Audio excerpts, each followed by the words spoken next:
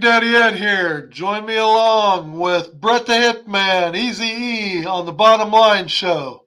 We had the pleasure of meeting Coach DeFILIPPO in the Memphis Showboat meet and greet. Coach has agreed to come on our show. Let's get this show started.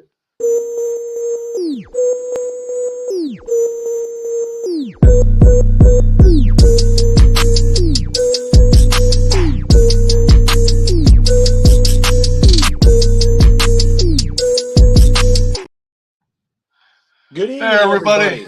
Good evening. Hey, fellas. Welcome to the Bottom Line Show. I tell you what, tonight I am excited. I am very excited about what we're going to bring you, the UFL fans. You know, we've had a lot of big interviews on this show, you know, from Howard Bowser to, Coach Beck. I'm pretty excited about this one. And I know from a USFL standpoint, Brett is very excited. Now we're the UFL. Brett, how excited are you for this show tonight? I can't wait. I'm looking forward to finally getting able to talk to Coach DeFILIPPO. It's an honor, honestly, to have him on the show. Daddy Ed, let's get this party started. Yeah, I mean, we've had a lot of meet and greets. They're sure gearing up. I mean, this last weekend we had the Houston event. We had the San Antonio event yesterday. And by the looks of it, it was well attended by both locations. I mean, it looked like super fans were out in force yesterday and Saturday as well in Houston. So, looking on the coaches' faces on some of the pictures I got to see, they maybe were a little taken back, a little bit by some of the super fans, but you know what? You can't beat them. It only happens in this league, and I can't wait to get things going. That's what makes it great. You see all of these meet and greets and things like that, and you see the super fans, and you see the excitement they have. Man, that has to make everybody involved. No matter how wild it gets and things like that, that has to make everybody involved, pretty happy. And I'm excited for camp to start. I'm excited for the season to get rolling. I mean, let's kick this thing off, man. The UFL is going to be good. It's going to be strong. All the rosters look solid. I mean, these rosters compared to last year when it was, two separate leagues, I tell you what, it's going to be some good football. Don't you think, Brett? Well, you know what they say, fan is short for fanatic, and that's what you get with this league. It's super fans all over the country, and we're in the process of building something special. What I love about this interview, Brett, is I'm guessing you're going to probably talk to Coach about that Breaker Stallions game last year in the USFL, and Coach is going to have one up on you and the Stallions there. Yeah, they hammered my Stallions early last season, and something I haven't forgotten. He did a fantastic job with New Orleans, and I'm thankful that the league brought him back as the Showboats coach. He's definitely good for the league, and again, we're very, very excited to have him on our show tonight. Yeah, what a heck of a story! It's shows like this that really help leading up to the season because it gives us all a chance. Face it, we're XFL alumni, really, except for Brett. And so we know a lot about the teams in the XFL side of things, but shows like this, interviews like this is going to give us a chance to get to know the other side. So I'm really looking forward to this interview and can't wait to have Coach on. Oh, it's going to be great. That's the beauty of it. We've got the XFL side, we've got the USFL side. And, when you break down the rules and you break down those different things, were there differences? Yeah. But now we get to shove those differences aside and they're all under the UFL. It's going to be really exciting and having, guests on like Coach DeFILIPPO, that's big because that's what the people really want to see. And so, I just can't wait to get it started. Let's bring Coach on. Where's he at? Are we ready? No, I don't think he's joined us yet. So one more minute. One more That, minute. that means Just our keeping the suspense. Keeping the suspense up. Keeping the suspense up. So we It'd be can nice. go into some current news while we're waiting for Coach to join us. What can you tell us, Brett, about the running back that got signed today? Oh, Williams, he had quite a good season with the Seattle Dragons back in 2020. Of course, a shortened season. Him and Mr. Thick Thighs Save Lives with the New Jersey Generals last year had quite the tandem, and I'm glad they brought him back. And Memphis has gotten they have got a roster. If you haven't been able to keep up, fans, with what they did in the offseason with the draft and the free agency pickups, Memphis is going to be a team to watch this upcoming season. Yeah, I've been seeing pretty heavy Facebook activity here over the weekend, and you almost think St. Louis is going to have to call in the National Guard because there's going to be about every kind of boat known to man going against the current, heading to St. Louis for the big Week 4 matchup, right? We got the Memphis. That's going to be a blast. Yeah, that's going to be a blast. We got the Memphis Showboat Yacht Club fans that are gonna, that I'm talking to you. Bill Alexander, those guys. We're looking forward to hooking up with them, having them come up our way and maybe tailgate with us a little bit. But yeah, it's kind of been fun this weekend to kind of look at the little friendly banner that's starting between the two. I'm trying to name it, whether it's the I-55 Showdown or the River City, what do they call it? River City Rumble. River City Showdown. Yeah. River City Rumble. So, oh gosh. So anyway, yeah, looking forward to it. Man, I tell you, if anybody who's been paying attention to this league since really 2020, as frustrated as we've all been, this fall, waiting for things to happen and the merger to take place and stuff to be announced, it's amazing how you can go from being excited or, being frustrated because things are moving so slow and are they ever going to get it figured out? And then boom, it happens, bang, bang, right after. And then all of a sudden everybody's like, oh man, we got another 45 days, another 30 days till the season gets here. What are we going to do? And that, I guess that just goes to show us all that, we can get a little impatient sometimes, and maybe they knew what they were doing after all. So breaking news, fellas. Coach is running a tad bit late. He was in a meeting, and he will be joining us momentarily. Perfect. The one thing, Ed, that that you guys have been able to take advantage of, and I think a lot of people have, is, there really is the best way to describe it, there really is a different camaraderie involved with the UFL fans. You guys have been down to Memphis. You've been to other meet and greets and things, and the fans are great. I would say completely opposite. I've been to games in Minnesota, and you wear a Bears jersey or something like that, they don't treat you very well. But from everything that I can see, I mean, the UFL is kind of one big family. It doesn't matter if you're from Memphis or St. Louis or I guess even Birmingham.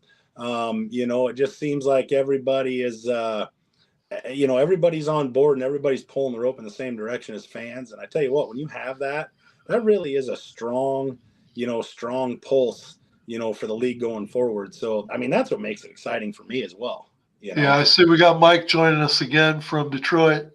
It's always good to know that I haven't burned that bridge, because but no, I've been trying in my backdrop. You can see, we went to the Memphis Showboat meet and greet, so I got their stuff.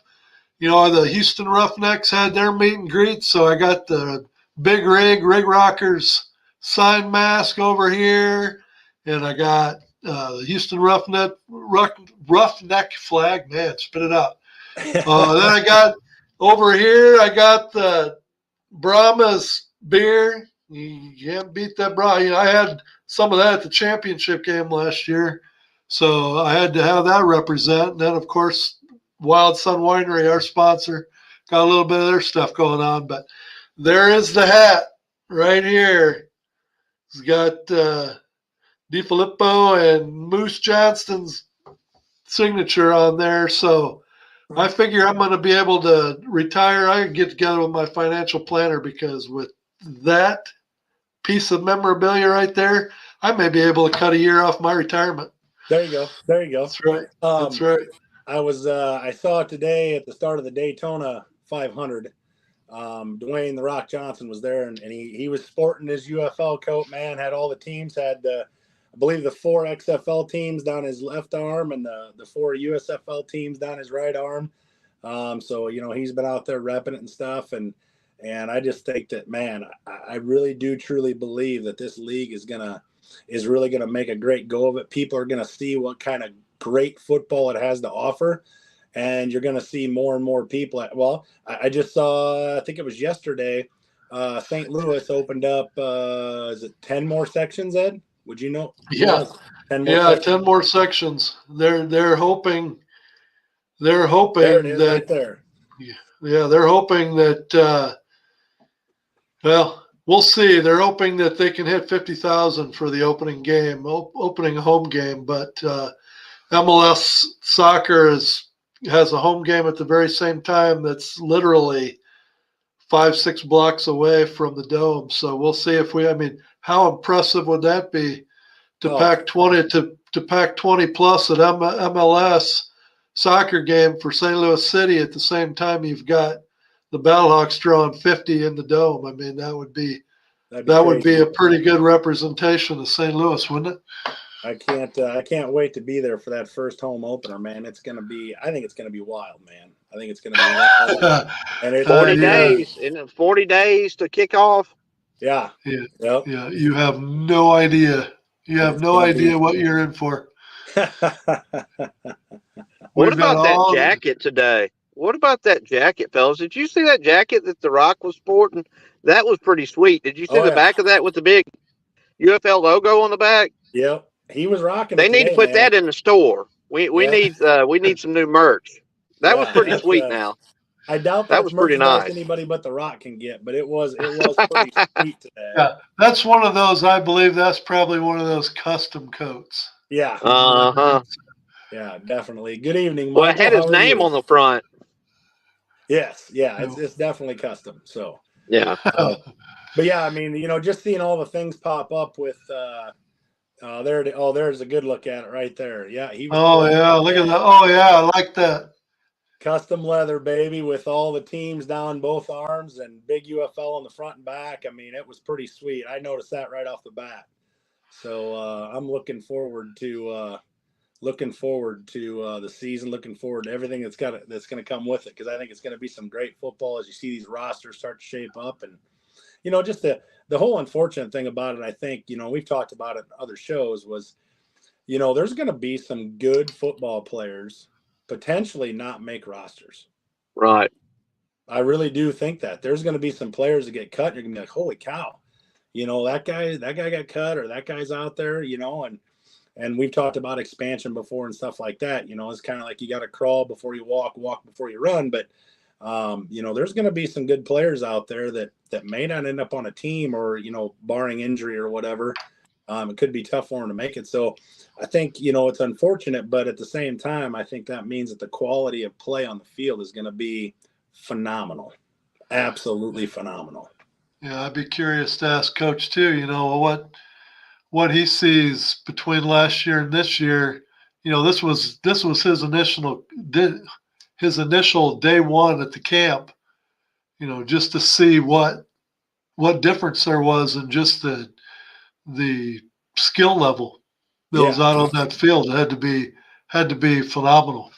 I mean, I tell you what, you look at these rosters, and you look at wide receiver rooms, and you look at what they're sporting on the offensive line and the defensive lines, and those types of things.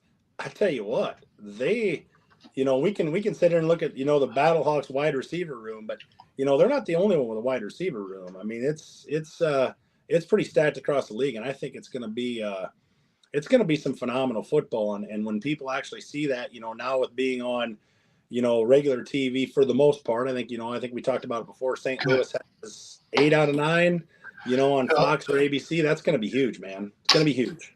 So anyway, guys, Coach is here. Perfect. So I'd like to bring him on right now if we could. Hey, Coach, thanks for joining us. How are you doing? Hey, I know doing great. You're a busy man right now. I know with the opening of training camp, so we appreciate you giving us a few minutes. Absolutely. But first off, we're curious. How are you feeling?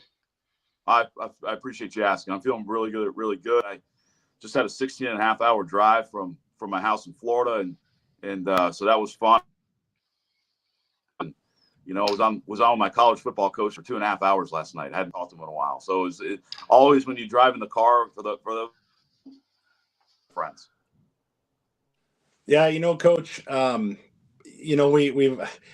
You got 3 big admirers here on the bottom line. I tell you what, we've seen the clip, last year when you came running on the field, and we want to show that here in a second just to kind of get your reaction to it, because I tell you what, when I saw it at first, I mean, I have the utmost respect for you, not only as a football coach, but as a person too.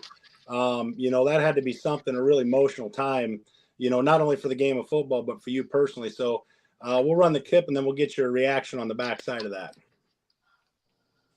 Go ahead and run that. Get it pulled up here. Maybe. Maybe. Our executive producer must. There we go. In pain. He has a condition called ankylosing spondylitis. And he spent 6 days at the Mayo Clinic before they were able to determine what it was. It's a spinal condition that affects his foot, but he said he promised when he was in that bed, and some doctors were saying he would never walk again, that he would run onto the field the first game he coached. And you can see how emotional he was as he took the field tonight for this game, and his parents, Gene, and his mother, Ann, his father, Gene. Can you talk a little bit about the emotion you were feeling there, Coach? I'll tell you, it was pretty overwhelming. And to have my parents there, and I did that for not only myself, but for our players. And because players, I walk in there, it's my coach in the NFL 15 years, and you get your shot to be a head coach for the first time, and that wasn't my I wouldn't say I was a bad coach. I never became a head coach, but you always want to have at least a shot at that and see how you do and what you believe in. And I walk in my first team meeting on a walker, and I had a PowerPoint for the players, and that's not how you expect to. You always think you're going to walk in and give a win-win for the Gipper speech, and so sometimes life doesn't work out that way. And so, but my point is, our players bought into everything that we were doing, and they couldn't have been more responsive to and sympathetic. I just was honest with them. And I think as a leader, I think it sometimes you have to show some humility. I think you have to show some vulnerability at times as a leader. And so I think you have to show people at times that you're human too, and you're battling some things. And I just said, guys, this is what I have. I was less than 5 days prior to the day standing in front of them. And I'll be honest with you, I would have said it was probably 70-30. I was not going to be there. And so I couldn't walk. I could not walk, and I hadn't walked for 3.5 months, and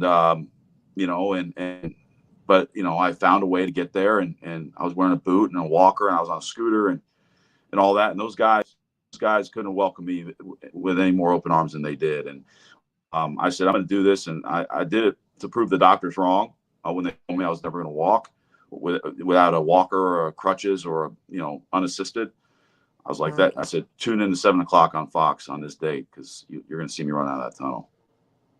Yeah, I tell you what, Coach. Like I said, when I saw that clip, I was like, just as a person, I was like, man, that dude has guts, and you definitely have a fan. You definitely have a fan in me, and I think the other 2 co-hosts on the bottom line have a ton of respect for that, because that's really what football is all about, and you definitely epitomize that. Thank you. you know, and it's not, you know, coaches most time kind of want to be in the backlight and it's about the players. But I tell you what, that was awesome. That was an awesome Thank moment. And I really appreciate for what, you know, what you've gone through and the fact that you're still battling through it and you're standing here, you know, sitting here talking with us today. One of the things that I kind of want to ask you is, as we're ramping up here, you know, as fans, we're always patient. We're always impatient. So what has it been like for you behind the scenes, you know, getting to camp here, you know, with the season starting to ramp up? What's it been like for you? We're antsy, but what's it been like for you kind of moving up to this? It's been a whirlwind, to be quite honest with you. It's been a little bit of a whirlwind last fall, to where, you know, when the merger was going through, and you know, the first thing you think about, New Orleans Breakers can't be cut. We were 7-3 last year, you know, and made the playoffs 2 years in a row.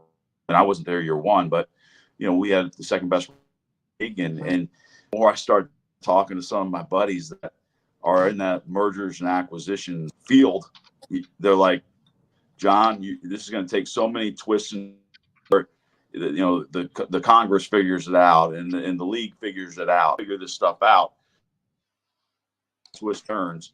And sure, because I got that call from Daryl and said that, you know, the New Orleans Breakers were no longer, but we want to coach the Memphis Showboats. And I said, absolutely, let's go. And so it's been all about player acquisition, and so that's all we've been. And you know, now it's good. We're finally starting football, you know, and are over, and all that process, as we call it, the process needed, and you got to do a great job in that, because it's all about that. This professional football is a player's game. All right. It is a game. How well do you practice? How well do you install? How well do you walk through? How mentally tough are you after a loss? How mentally tough are you after a win? It's player driven in professional football. But so I'm glad we're out of the player acquisition mode, and we're never not our toes with it. We're always keeping abreast of what's going on in the out there. But it's time and play some football.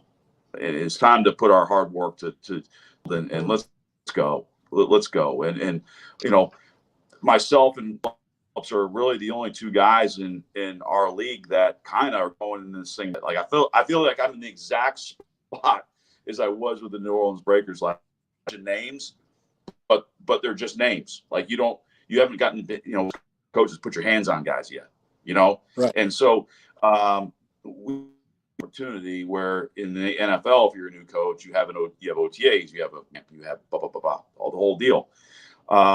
You know, if I had stayed in New Orleans Breakers, I knew exactly what holes we needed to fill. And I'll know the same thing next year when this thing kicks off for next year. But that's also kind of because you can mold, now you can this thing the way you want it to. Biggest difference is we, between the two drafts, we got 17 guys last year that kind of know me and know kind of the way we do things around here. And so that's good. But let me make this very, very nerds and your watchers. This is not the Memphis Showboats. And so that's how we are the Memphis Showboats. Do we have some players that were on the New Orleans Breakers last year? Yes. Players are on the Memphis Showboats last year. We have guys that were on the Seattle Dragons last year in the XFL. Guys that were from all over. And if you look at the draft and study the draft, we're probably the number one team in both leagues that I call it, you know, cross party. Okay. We crossed party lines. We drafted USFL players. We drafted XFL. We grinded as a coaching staff to get the best player available. I like to consider myself a decent human being. Like I do out of it a lot of times because it would have been really easy for me to just pick two, but that's not what's best for our football team right now. Okay. I don't mean to go off on a apologize, but that's not what's best for our football team. My job as the head coach is to draft the best player available. Okay. That's my job. And to field the best team that we can field out there and coach the best we can. And so it would have been really easy just to pick players that you and you have to do what's best for the team. So, Coach, you So- mentioned, being with you mentioned being with the Breakers last year. I think the guy below me here, who is definitely a UFL fan through and through, but followed the USFL, thoroughly last year. He's a Birmingham Stallions guy, so I think he has a question for you about last year. So, why don't you take it away, Brett? Coach DeFILIPPO, man, it's nice to meet you. Thank you for coming on the show. Did have to ask you, I'm a big Birmingham Stallions fan from just down the road in Tuscaloosa. Birmingham has really ran through the league for the most part the last 2 years. But how did that feel, taking my Stallions behind the woodshed earlier last season? And those 2 years, New Orleans was about the only team that could really take it to Birmingham. And you guys were definitely the team I feared all season long last year. So how did you go about doing that? And what did that feel like that day when you once again beat up on my Stallions at Protective Stadium? It was a fun day, in a lot of ways. And long season in pro football, and that's a really good football team, which, as you well know, you as a Stallions guy, you know it's pretty apparent that they're very well coached. So anytime you can do it like that, obviously it's a good day. I pride myself in like this all season long. We won 4 in a row, we lost 3 in a row, won our last 3. I think as a leader, I think players are into routine. I think if you're like too much of this as a head coach, I think the players walk into what to expect. And I think that is not conducive to learning. Having a positive environment is a team. So it's my job to do the way we talk about it in our organization. And I haven't even gotten in front of our team yet. We own it. And so each week it's a different chapter in the book. Your book, 2024 season, and there's hopefully going to be 12 chapters in that book, but we're guaranteed at least 10 chapters. So each game is its own chapter, and literally each is titled the Faceless Opponent, because it's our most important game, our next game. And so that's how we start off every week. I ask the team, is this the most important game of our season? And our whole team responds, because it's the next game. And so that's kind of how we take it. I'm not saying it's right. I'm not saying it's wrong. How we can stay like this, because anytime you're in ball, there's going to be a lot of ups and downs, whether it be wins and losses, whether it be a key player on your knock on wood, so factors that go into a professional football season. So I got a question for you. Now that we've, he was with the USFL last year, of course, and now this year with the merger taking place and the amount of players getting drastically cut between the two leagues. I know it's only day one, so you really haven't done a true evaluation yet, but just from a bird's eye view, what are you seeing right now as far as the level of talent goes, not only with your team, but just with the other teams that you've noticed so far? That's a great question. The toughest part about this merger is the jobs that were lawyers and coaching, and that's been the hardest part.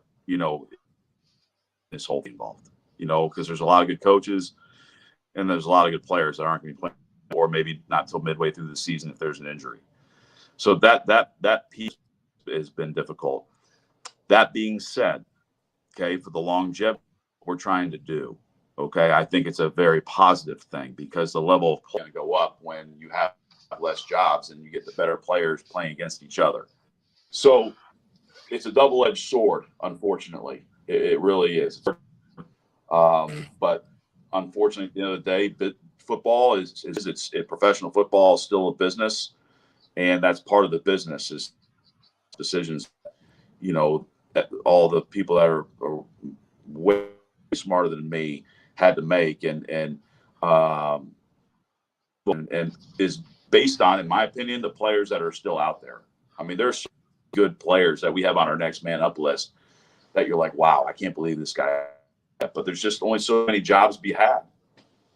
So having said that, then are you looking at, I mean, what's a good evaluation period for a player? I mean, how much rope does a player have, having said the fact that you've got players on the side that maybe have your interest? Is it really important that in a few short days that those players are performing, or you move on to the next opportunity, or Yes. all the way around? Well, Yes. um, what I'm going to tell, and I'll tell you guys first, is this is going to be the most competitive I've ever been a part of in any league, because out of the in the NFL, you keep 50, you bring 90 to keep 53. Okay, you keep 53 players. People don't want to hear this, but it's the truth. At the end of the day, there's people that are fighting it out for spots at the bottom of the roster.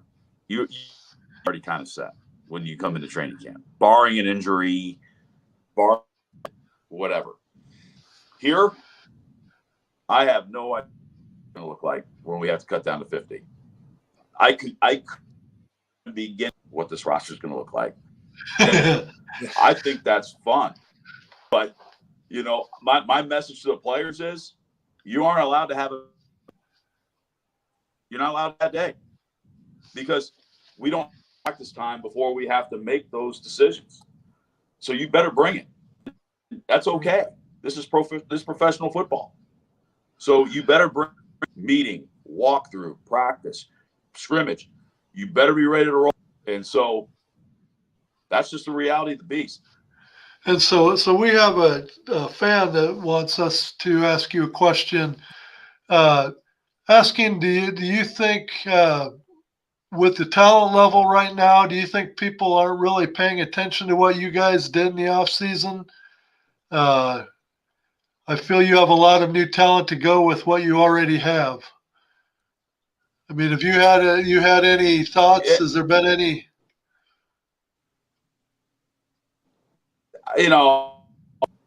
I don't really think about that, to be honest with you.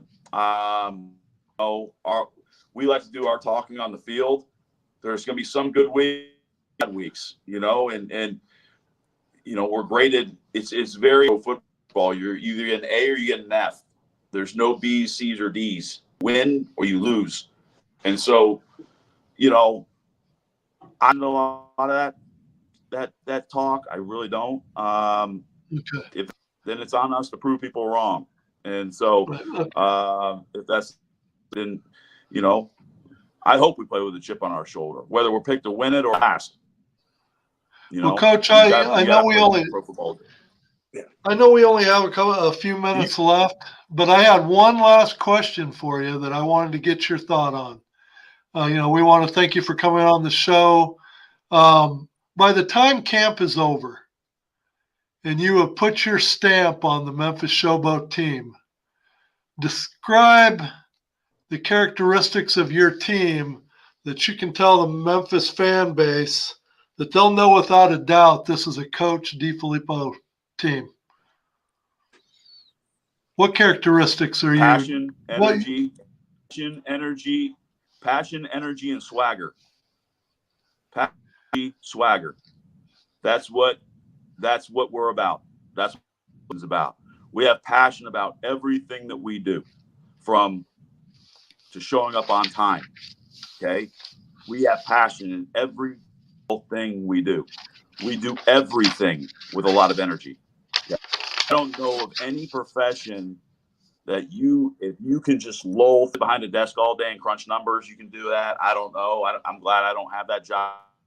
I'm sure it's a great job.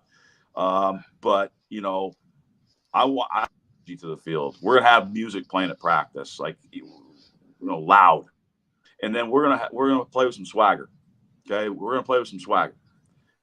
Those are the three things that you're gonna see from our team. And I tell people this: we don't do everything right all the time, and we're not gonna do everything right all the time. We're gonna try, but you're gonna watch us, and you're gonna say, "Wow, those guys play with a ton of passion, energy, and a ton of swagger." Well, I got to tell you, Coach, I really appreciate the chance I got to meet you, and Memphis when we went down for the meet and greet. It's really nice to mutual. kind of get to know. It's nice to get to know the guys behind the name and get to know them a little bit better. And it was an awesome night. But I know you're busy, and so we just want to all thank you for taking the time to come on our show. We really appreciate it, and best of luck to you guys. Thank you. And really interested. I can't wait. We're going to make it to a few Memphis games for sure this year, and I can't wait to see what your team looks like. And I just have a feeling with your ties to Minnesota, because they don't hire anybody that's not top notch. That I'm sure we're in for a wild ride in 2024. They'll fire you though.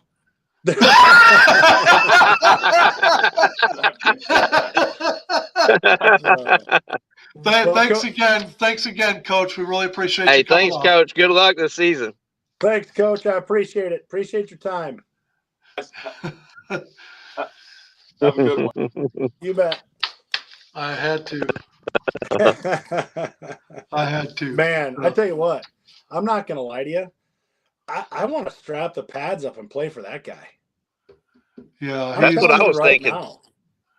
I looked at his resume of all the teams that he's been with and all the positions that he's had, and my God, it just seems interesting to me that this is, the last couple of years has really been his first shot at being a head coach, because he looks to me like he's got all the ingredients to be a good one. Everything he said, and like I said, I obviously haven't coached at the level he's talking about, but man, everything that he said, never getting too high, never getting too low. It's 12 chapters. We're hoping for 12 chapters, and each chapter is individual, and the passion and those types of things. I'm like, man, give me some pads, man. I want to play for that dude. I mean, I'm serious. It was, everything that he energy, said. passion, and swagger. That's what I was thinking. Sign me up. Man, I tell you what, I would think that, if there's, and I know there's some Memphis fans on here, I tell you what, you guys gotta love the guy that's the captain of your ship. I can tell you that much right now. Absolutely love that guy. God, I kind of wish I had some time to go down to watch camp. I bet sitting through a day of camp's got to be pretty interesting. Absolutely, man. I was getting fired up just listening to him talk. I mean, wow, that's amazing. Yeah. So, and what did he say? I wish we could have asked him or had a little bit more time. But when's the first cut down? Do you fellas know when the first cut down is? I mean, he literally said we have no time, and you don't have time to have a bad day. So that's. Right. I can't hear dirty. Fellas, look, I got to give you guys credit. One damn good interview. 20 minutes. Man, I'm jacked. I'm repping my Showboat gear. I got a new team. Forget the one thing I want to make sure we tell everybody, coming up February 22nd. Bye, boys. Individual tickets go on sale. And so buy them up. You're not going to be disappointed. I think the football is going to be phenomenal. Can't wait. Guys, I do have to, I don't know, maybe toot my own horn a little bit here, but did you hear some of the comments that Coach made about it being a whirlwind, and there's going to be a lot of players that are really good players that aren't going to have a team, and barring injury, they won't have a team? I mean, before we came on, did the old football coach here, did he say some of those similar things? Well, I have been saying that for weeks. Hey, Bill, you kind of like that back there, right? Oh yeah, I tell you what, man, that Coach made a Memphis Showboats fan out of me. I'm going to get a Showboats flag, and it's going to be right next to my Battlehawk flag. You'll get your Showboat flag after I get mine, because this one is on loan from God. Believe me, I'm not going to have it after tonight. It's going to get snatched up, I'm sure. I'm gonna find one. I'm gonna find one somewhere, because I tell you what, man, just the passion that guy has. Everything that he's gone through. And you could see in that clip that we played, And then you could hear it in his voice when he was talking about it afterwards. He's like, man, I have to do this. And he was transparent with his team and said, listen, this is what it is, boys. And laid it out there to him and then gutted that out. I tell you what, he's got a fan in me right here. He has an absolute fan in me. I admire that guy.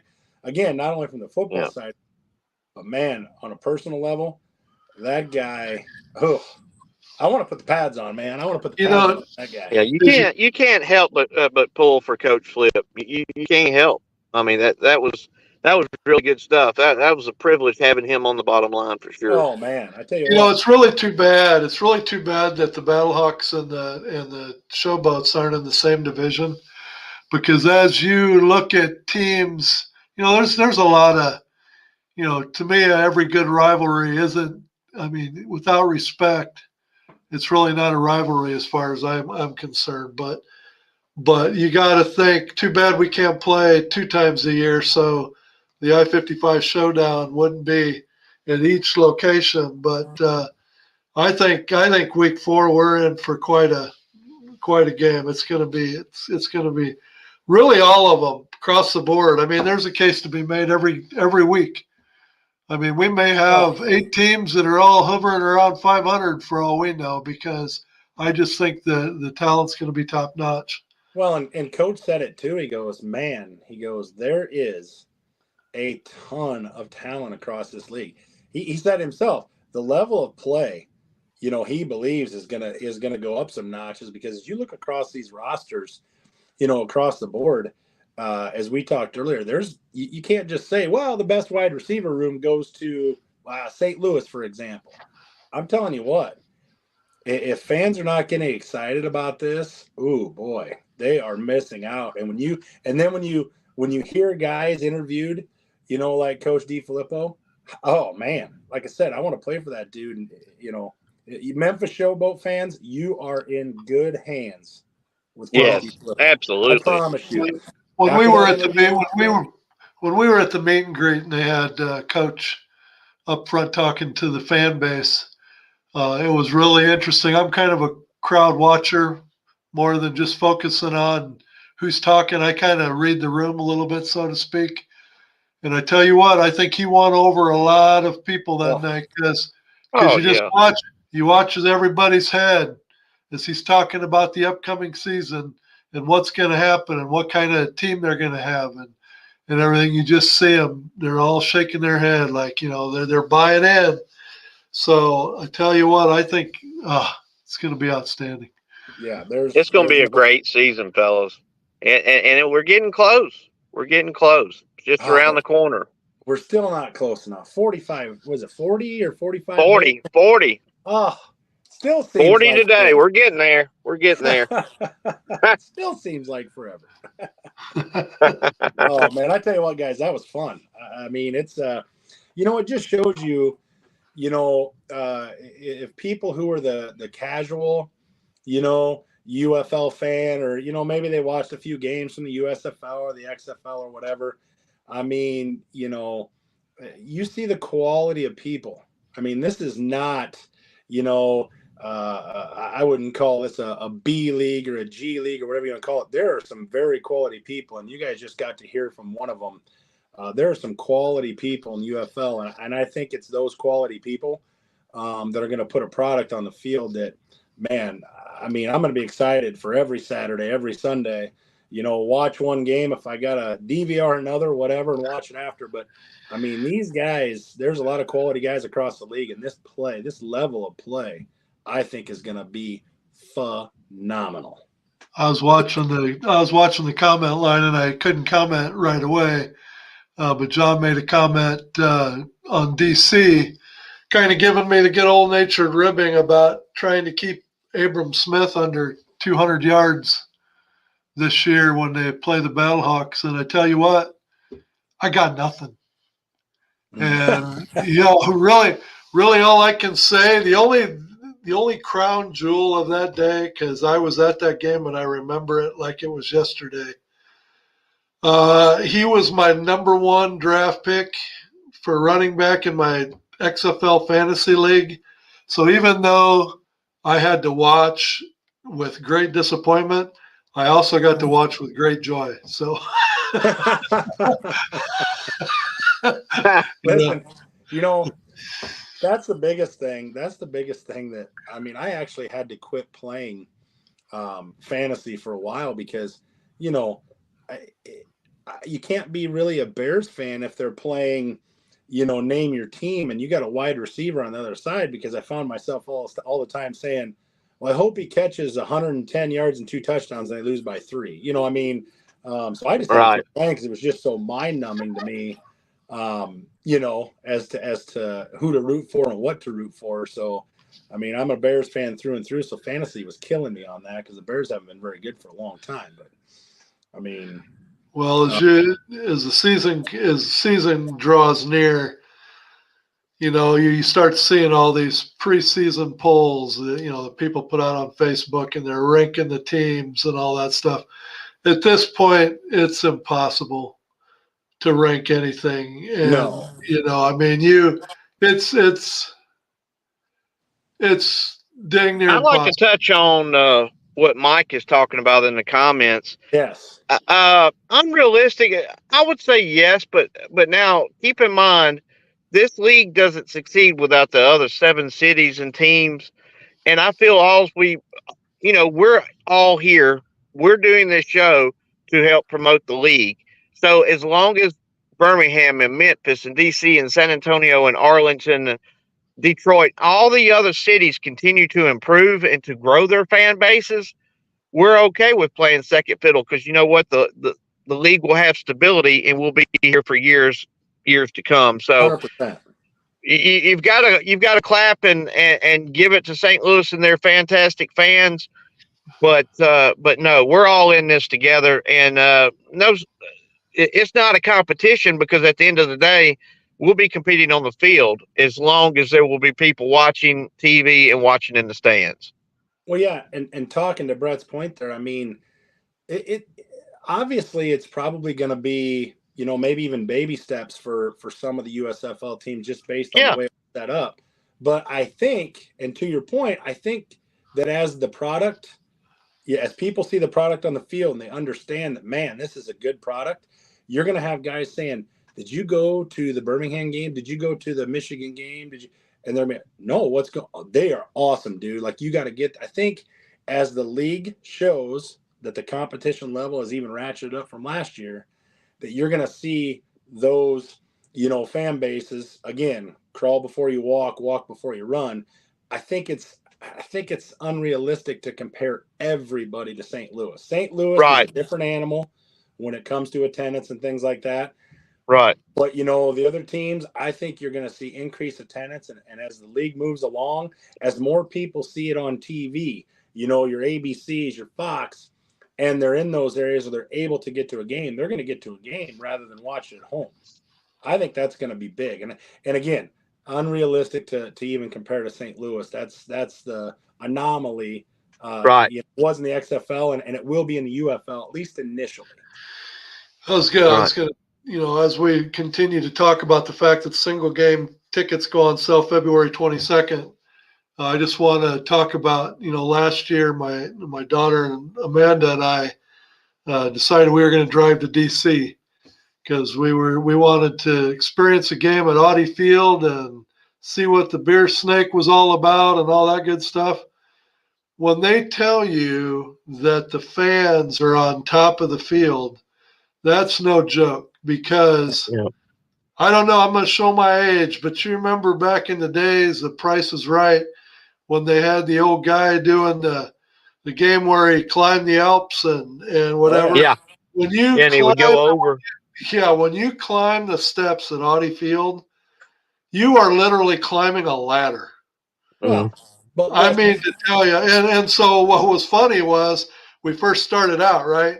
And Amanda's in front of me, and we're going up the steps, and I'm going to show her I can keep up with her. Before long, she's turning around and she's trying to find me, and she's looking down. And of course, I turn around quick and act like I'm watching the game, watching the game and making sure that she doesn't realize that I am gassed, man. So, They don't expect that the geriatric people. There Yep, it is, that's it, right there, baby. That's it. That was me going up into the corner and Audie. Oh, that music brings back when I was a kid, skipping school in the morning. Man, I used to love that Oh, competition on that show. That was my favorite game. there you go. There you go. That was me. I literally fell into my seat. But what was cool about that, when I finally decided I was going to take a break and rest for a minute, I sat down in the seat and I looked down and this guy's looking at me and I'm like, uh-oh, I got a Battlehawks coat on. And he goes, hey, you do that show, don't you? That's Amanda up there, right? And you must be Big Daddy. And it's like, that's a cool moment, man. That's when you know your show's starting to reach all the cities, man. And that's Yes, that's sir. the biggest thing. And I talked about it earlier was, just the camaraderie does not seem to be now.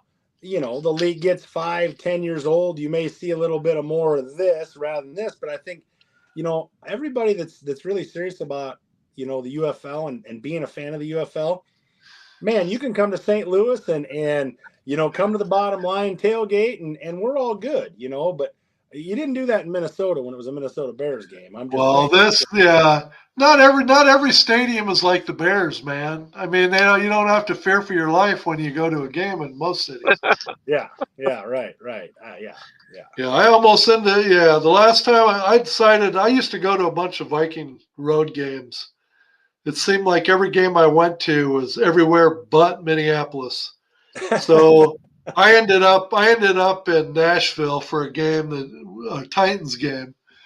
And I tell you what, by the time the game was over, I damn near ended up in jail. So I made a pact with myself at that point that going to road Viking games was going to be very few and far between. So unless they play in St. Louis, the last couple of times they played in St. Louis, we pretty much, for lack of better words, we basically bitch slapped them. But other than that, my days of road games. At your age, you need to take that. I ain't as good as I once was, but I'm as good once, and just throw it.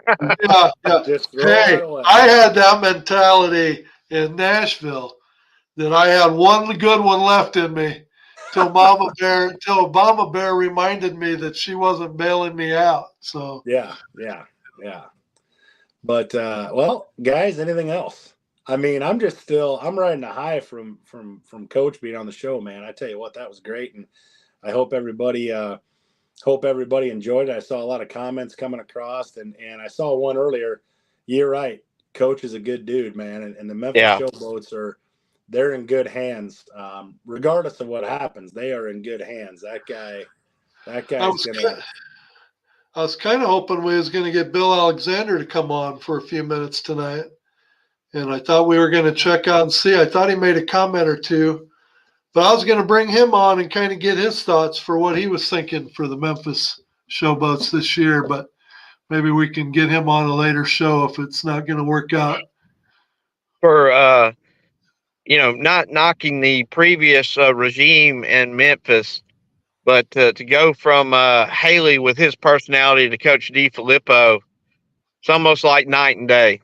And he's obviously a very good talent evaluator as well. And again, coming from a diehard Birmingham Stallions fan, last year especially, New Orleans was a team I put my finger on all year long after week one, is that's the team that we really have to worry about. And that was the team that really beat up on Birmingham the first time around. Birmingham ended up winning the division, the South, and playing New Orleans in the South Championship game, and really just kind of jumped all over them from the get-go, and it was over quick. But New Orleans, in my opinion, was definitely probably the second best team all year last year in the USFL, and Birmingham's main threat. And I think that played, DeFILIPPO played a big part in that. And now that he's taken over the Memphis Showboats head coaching job, he brought a lot of that talent over with him. He also signed Case Cookus, ex-Philadelphia Stars quarterback, which almost beat Birmingham the previous season in Canton in the championship game. And if it wasn't for that that injury late in that game, Birmingham was in trouble. Birmingham was on the ropes. So Memphis, like Eric said, is in very good hands with DeFILIPPO, and you need to be on the lookout for Memphis to be making a run, possibly to St. Louis into the championship game at the end of the season. Well, I'll tell you, it does not shock me after interviewing him now. It does not shock me that New Orleans was the team you were worried about. And it would not shock me, just talking to him, it would not shock me if Memphis makes some waves. I'm not saying win it, but it would not shock me. They're going to make the waves. They got tugboats. They got aircraft carriers. They got every kind of boat you can think of coming up the Mississippi River. I can tell you that. I mean, like I said, pad me up. I'm 46 years old, but I'm ready to throw the pads on after talking to him. So make no mistake, if they've got the ability, coach is going to get it out of them. And I tell you what, Memphis is they're definitely. I don't know where, because again, we're all talking paper here. There's no games being played. We don't know how these rosters are going to shake out and who's going to remain on them and who's going to be gone. But I tell you what, right now I'm saying Memphis is in the top 4 somewhere. That would be my call. I would be shocked if they're not in the postseason. I would be really, really surprised. And knock on wood, it's football, but you don't want any of these guys to get injured. Yes, so barring injuries and things of that nature, I think Memphis is going to be right there at the top all season long. Yeah, but I'm so totally impressed. So we can talk. We got a few minutes here before we wrap things up. Well, let's talk about. I don't want to do a ranking because ranking is at this point is just kind of impossible. Something to talk about. Don't mean anything. But let's do it this way. Let's do top 4. Who we think at this point, who the top 4 teams are, 2 on each side that you think are odds-on favorite to be in the playoffs at this point. And again, it's just shot in the dark, but. I've got the least amount of knowledge, so I'll take my shot in the dark. Here's my top 2 on the old USFL side. Clearly Birmingham, is going to be there. Once they sift through their 250 players, they're gonna get the roster down where they need to, and it's going to be very solid. And then I thought this before, but I really believe now. I think Memphis is going to be right there, nipping at their heels. If not potentially sneaking, maybe splitting with them. And then the XFL side, I don't know. Somebody was reading my mind. I got DC and St. Louis on that side. So those would be my 4: Birmingham and Memphis, and then DC and St. Louis on the other side. Okay, Brett. Well, the comments I saw in the comment section, John and Matthew, and I think Eric, they've got exactly what I've got. I've got Birmingham and Memphis from the USFL side and St. Louis and DC from the XFL side. So it's kind of scary. Everybody's thinking the same thing. It typically don't happen that way. So there's, between injuries and things of that nature, the ball bounces funny from time to time. But that's who I got is DC, St. Louis, Birmingham, and Memphis.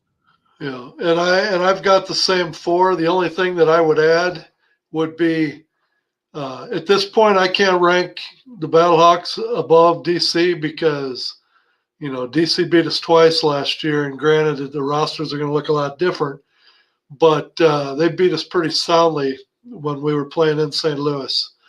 The reason why it's Arlington is. Yes, they won the championship last year, but we beat, or I shouldn't say we, the St. Louis Battlehawks beat Arlington in both years, and it really, to me, didn't seem like it was that close of a game. So they always say until you beat them, you can't join them. So That's right. I'm gonna say DC 1, St. Louis 2 in the XFL division. And on the other side, I think it's a Memphis, Birmingham, bloodbath. But I say if you sleep on any of these teams, that's why I don't. Like I said before, I think one or two teams separate themselves from the rest. But I wouldn't shock me for the rest of the teams to be 500 teams. Right. Because on any given day, I think there's enough talent on all these teams that if you don't bring your A game, you can lose. So that's exactly Just right. think about how scary that is, guys. All three of us, not to mention everyone that we saw in the comments, picked the same 4 teams. What's the chances of us all being right? probably slim and done. Probably slim and Right. Probably slim and done. But the Yeah. paper predictions are what they are. So, Yeah. all right, guys. Anything else? Otherwise, what a great show, man. I saw a lot of comments. A lot of people enjoyed that. So, I mean, I think 40 days away. 40 days away. 4 days away. So everybody, Make sure to tell your friends, tell your neighbors, tell your Tell your coworkers. friends. They watch one game. If you get them to one game, they will definitely be back. They will become a fan. That's right. So again, thanks everyone for joining us tonight. I hope that everybody enjoyed the interview as much as we did. Tune in again next Monday night at 8:00. Who knows what we got in store? We'll have to update you later on in the week. But thanks again. We appreciate you all joining in. Until next time, that, my friends, is the bottom line.